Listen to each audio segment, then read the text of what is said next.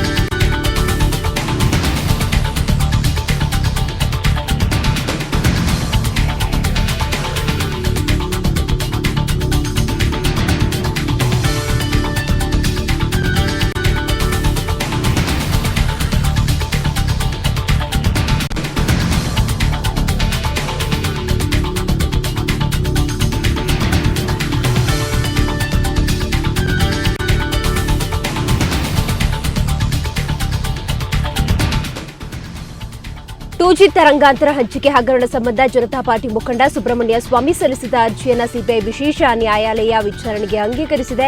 ಹಗರಣದಲ್ಲಿ ಕೇಂದ್ರ ಸಚಿವ ಚಿದಂಬರಂ ಪಾತ್ರದ ಕುರಿತು ತನಿಖೆ ನಡೆಸಲು ಸಾಕ್ಷಿಗಳ ವಿಚಾರಣೆ ಪ್ರಮುಖ ಪಾತ್ರ ವಹಿಸಲಿದೆ. ಸಿಬಿಐ ಹಾಗೂ ಹಣಕಾಸು ಸಚಿವಾಲಯದ ಹಿರಿಯ ಅಧಿಕಾರಿಗಳ ವಿಚಾರಣೆಯನ್ನ ಸಿಬಿಐ ವಿಶೇಷ ನ್ಯಾಯಾಲಯ ನಡೆಸುವುದಕ್ಕೆ ಒಪ್ಪಿಗೆಯನ್ನ ನೀಡಿದೆ. ಡಿಸೆಂಬರ್ 17ರಂದು ವಿಚಾರಣೆ ಆರಂಭವಾಗುತ್ತೆ.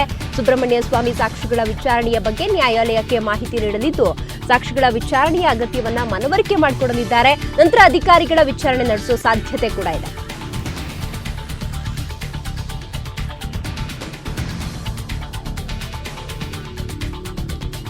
ಟೂಜಿ ತರಂಗಾಂತರ ಹಂಚಿಕೆಯ ಹಗರಣದ ಸಂಬಂಧ ಇದೀಗಾಗಲೇ ಜನತಾ ಪಾರ್ಟಿ ಮುಖಂಡ ಸುಬ್ರಹ್ಮಣ್ಯ ಸ್ವಾಮಿ ಸಲ್ಲಿಸಿದ ಅರ್ಜಿಯನ್ನು ಸಿಬಿಐ ವಿಶೇಷ ನ್ಯಾಯಾಲಯ ವಿಚಾರಣೆಗೆ ಅಂಗೀಕರಿಸಿರುವ ಸುದ್ದಿ ಇದೀಗಾಗಲೇ ಬಂದಿದೆ. ಹಗರಣದಲ್ಲಿ ಕೇಂದ್ರ ಸಚಿವ ಚಿದಂಬರಂ ಪಾತ್ರದ ಕುರಿತು ತನಿಖೆ ನಡೆಸಲು ಸಾಕ್ಷಿಗಳ ವಿಚಾರಣೆ ಪ್ರಮುಖ ಪಾತ್ರ ವಹಿಸುತ್ತೆ. ಸಿಬಿಐ ಹಾಗೂ ಹಣಕಾಸು ಸಚಿವಾಲಯದ ಹಿರಿಯ ಅಧಿಕಾರಿಗಳ ವಿಚಾರಣೆಯನ್ನ ಸಿಬಿಐ ವಿಶೇಷ ನ್ಯಾಯಾಲಯ ನಡೆಸುವುದಕ್ಕೆ ಒಪ್ಪಿಗೆ ನೀಡಿದೆ.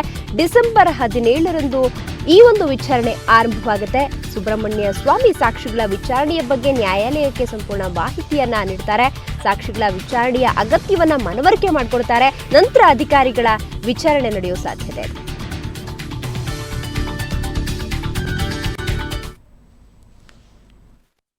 आज जब मैं आया, जब कोर्ट न्यायाधीश आए, उन्होंने पहले कहा your petition is allowed, but he put a condition that I must examine myself first. As a complainant, I have to go on the witness box and explain why I want these two officials to be summoned. And then the judge said he would pass orders whether they need to be called at all.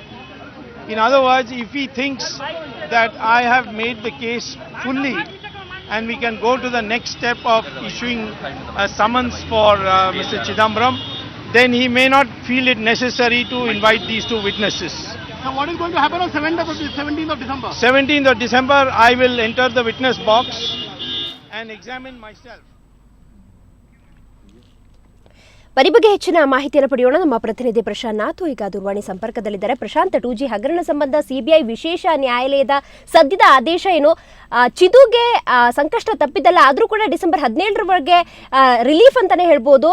ವಿಚಾರಣೆ ಮುಂದೆ ಯಾವೆಲ್ಲ ರೀತಿ ನಡೆಯುತ್ತೆ ಅಂತ? ದಿವಶ್ರೀ, ಆಗಿನ 2G ತರಂಗಾಂತರ ಹಗರಣ ನಡೆದಾಗಿನ ಆಗಿನ ಕೇಂದ್ರ ಹಣಕಾಸು ಸಚಿವ ಈಗಿನ ಗೃಹ ಮಂತ್ರಿ ಚಿದಂಬರಂ ವಿರುದ್ಧದ ಏನು ಸುಬ್ರಹ್ಮಣ್ಯನ್ ಸ್ವಾಮಿ ಸಲ್ಲಿಸಿರ್ತಕ್ಕಂಥ ಅರ್ಜಿ ಇತ್ತು, ಅದನ್ನ ನ್ಯಾಯಾಲಯ ಅಂಗೀಕರಿಸಿದೆ. ಇದು ಸರ್ಕಾರಕ್ಕೆ ದೊಡ್ಡ ತಲೆನೋವು ಅಂತಕ್ಕಂಥದ್ದು ಸ್ಪಷ್ಟ.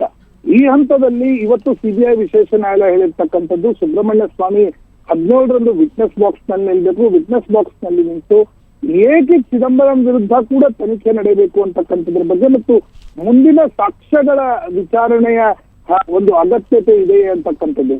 ಒಬ್ರು ಸಿಬಿಐನ ಜಾಯಿಂಟ್ ಡೈರೆಕ್ಟರ್ ಹಿತೇಶ್ ಅವಸ್ಥಿ, ಇನ್ನೊಬ್ರು ಆಗಿನ ಹಣಕಾಸು ಸಚಿವಾಲಯದ ಜಾಯಿಂಟ್ ಡೈರೆಕ್ಟರ್ ಸಿಂಧುಶ್ರೀ ಗುಲ್ಲರ್, ಈಗಿನ ಸ್ಪೋರ್ಟ್ಸ್ ಸೆಕ್ರೆಟರಿ ಅವರಿಬ್ಬರೇ ಟೆಸ್ಟಿಫೈ ನಡೀಬೇಕು ಅಂತಕ್ಕಂಥದ್ದು ಸುಬ್ರಹ್ಮಣ್ಯ ಸ್ವಾಮಿ ನ್ಯಾಯಾಲಯವನ್ನ ಕೇಳ್ಕೊಂಡಿದ್ದಾರೆ. ಆದ್ರೆ ನ್ಯಾಯಾಲಯ 17ರಂದು ಸುಬ್ರಹ್ಮಣ್ಯ ಸ್ವಾಮಿ ಅವರನ್ನ ವಿಟ್ನೆಸ್ ಬಾಕ್ಸ್ ನಲ್ಲಿ ಹೇಳ್ತು ಇಡೀ ಒಂದು ಪ್ರಕರಣದ ಬಗ್ಗೆ ಪ್ರಮುಖ ಸಾಕ್ಷ್ಯಗಳನ್ನ ನೀಡುವಂತೆ ಮತ್ತು ದಾಖಲೆ ಪತ್ರಗಳನ್ನ ನೀಡುವಂತೆ ಕೂಡ ಹೇಳಿದೆ. ಹೀಗಾಗಿ ಸರ್ಕಾರಕ್ಕೂ ಕೂಡ ಇದೊಂದು ದೊಡ್ಡ ತಲೆನೋವು. ಈಗಾಗಲೇ FDI ಫಿಯಾಸ್ಕೋ ಇಂದ ಸರ್ಕಾರ ಸಾಕಷ್ಟು ಹಿನ್ನಡೆ ಅನುಭವಿಸಿದೆ. ಹೀಗಾಗಿ ಈ ಪ್ರಕರಣದ ವಿಚಾರಣೆ ನಡೆಯುವವರೆಗೆ ಚಿದಂಬರಂ ಅವರನ್ನ ಹೇಗೆ ಚಿದಂಬರಂ ಸಂಸತ್ನಲ್ಲಿ ಹೇಗೆ ವಿಪಕ್ಷಗಳನ್ನ ಎದುರಿಸ್ತಾರೆ ಅಂತಕ್ಕಂಥದ್ದು ಕೂಡ ಮುಖ್ಯವಾಗಿರ್ತಕ್ಕಂಥ ಸಂಗತಿ.